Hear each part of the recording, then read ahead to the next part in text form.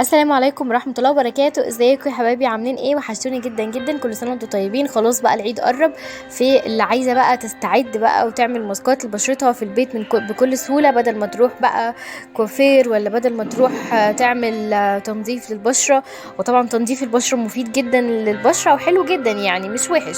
ولكن لو انت حابة ان انت توفري على نفسك وحابة ان انت تعملي في البيت، فالفيديو دوت هتلاقي فيه كام وصفة كده تحفة جدا جدا للبشرة. هتفيدك جدا كمقشر، كتوريد، كتنظيف للبشرة، نضارة للبشرة، عايزة تشيلي الرؤوس السوداء. كذا فكرة وكذا طريقة بكذا مكونات، بكل حاجة هتحتاجيها هتلاقيها في الفيديو دوت. وكمان هسيب لكم الفيديوهات بتاعة تنظيف البشرة اللي انا عملتها معاكم قبل كده على القناة وجابت نتيجة من اول مرة. هسيبها لكم في اول تعليق مثبت وفي صندوق الوصف عشان تقدروا تلاقوها بكل سهولة برضو. فلو انت بقى اول مرة تتابعيني ولا تشوفي قناتي، فانا اسمي نورة حسن.